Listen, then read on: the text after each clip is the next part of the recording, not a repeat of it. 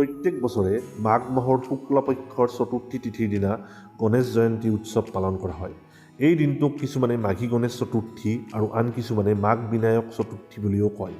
2024 বৰ্ষৰ মাঘী গণেশ চতুৰ্থীৰ শুভ মুহূৰ্ত পৰিছে 2 ফেব্ৰুৱাৰী অসমীয়া অনুসৰি মাঘ মাহৰ 19 তাৰিখ ৰবিবাৰে। অসমীয়া কালপুৰুষ পঞ্জিকা অনুযায়ী চতুৰ্থী তিথি আৰম্ভ হ'ব 1 ফেব্ৰুৱাৰী শনিবাৰৰ দুপৰীয়া 2:10 আৰু শেষ হ'ব 2 ফেব্ৰুৱাৰী দেওবাৰৰ দুপৰীয়া 12:10। অসমীয়া পঞ্জিকা অনুসৰি 2 ফেব্ৰুৱাৰী দেওবাৰৰ দিনাখনেই গণেশ চতুৰ্থী উৎসৱ উদযাপন কৰা হ'ব। এতিয়া আহিছোঁ মাঘী গণেশ চতুৰ্থীৰ দিনাখন আমি কি নিয়ম মানি চলিলে বিঘ্নিহৰ্তা শ্ৰী শ্ৰী গণেশৰ শুভাশীষ লাভ কৰিব পাৰোঁ। প্ৰথম আৰু আটাইতকৈ গুৰুত্বপূৰ্ণ কথাটো হ'ল গণেশ চতুৰ্থীৰ দিনাখন নিৰামিষ ভোজন কৰাটো বাধ্যতামূলক। ইয়াৰ লগতে সিদিনা ৰাতিপুৱা তিল মিশ্ৰিত পানীৰে প্ৰাতঃস্নান কৰি শুদ্ধ বস্ত্ৰ পৰিধান কৰি ঘৰতে নাইবা ওচৰৰ যিকোনো ৰাজহুৱা গণেশ মন্দিৰত যাওক আৰু গণেশদেৱৰ মূৰ্তিত সামান্য গংগাজল ছটিয়াই তেখেতক এডাল দুবৰিৰ মাল্য অৰ্পণ কৰি এটা ঘি চাকি জ্বলাওক। গণেশ পূজাৰ দিনাখন শ্ৰী শ্ৰী গণেশদেৱক পূজা কৰাৰ লগতে তেখেতৰ পত্নী ঋদ্ধি আৰু সিদ্ধি, তেখেতৰ পুত্ৰ সন্তান শুভ আৰু লাভ আৰু তেখেতৰ জীয়ৰী মা সন্তোষীৰ পূজা কৰাটোও বাধ্যতামূলক।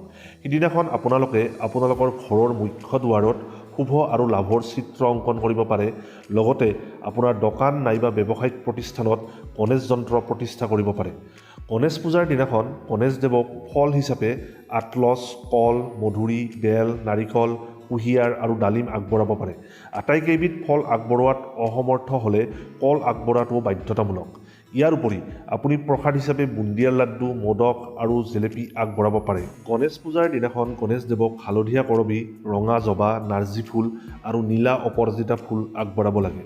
মনত ৰাখিব, নীলা অপৰাজিতা ফুল অবিহনে গণেশ পূজা আধৰুৱা হৈ থাকিব। গণেশদেৱক এই আটাইবোৰ সামগ্ৰী আগবঢ়াই থকাৰ সময়ত ওম গণ গণপতয়ে নমঃ এই মন্ত্ৰটো জপ কৰি থাকিব। ইয়াৰ উপৰি সিদিনাখন গণেশদেৱৰ সন্মুখত শ্ৰী গণেশ স্তোত্ৰম অৱশ্যেই পাঠ কৰিব। তেতিয়াহে পূজাৰ পূৰ্ণাংগ ফল লাভ কৰিব আৰু ভগৱান গণেশৰ আপোনাৰ মনোকামনা পূৰ্ণ কৰিব।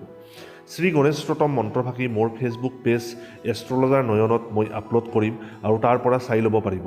সদৌ আৰু দুটামান গুৰুত্বপূৰ্ণ কথা আপোনালোকক জনাবলৈ ওলাইছোঁ। সেয়া হ'ল পূজাৰ অন্তত গণেশদেৱৰ পিঠি দৰ্শন নকৰিব আৰু ৰাতি আকাশৰ পিনে নাচাব, অৰ্থাৎ চন্দ্ৰ দৰ্শন নকৰিব। নহ'লে জীৱনত দৰিদ্ৰতাই লগ নেৰিব আৰু মিছা কলংকৰ বলি হ'ব পাৰে। ইয়াৰ উপৰি সিদিনা পাৰিলে হাতীক সেউজীয়া খাদ্য আৰু এন্দুৰক মিঠা বস্তু খুৱাব পাৰিলে উত্তম ফলাফল লাভ কৰিব পাৰিব। ভগৱান শ্ৰী গণেশৰ শুভাশীষ আপোনাৰ পৰিয়ালৰ সকলোৰে হৃদয়ত চিৰপ্ৰবাহিত হওক। ধন্যবাদ।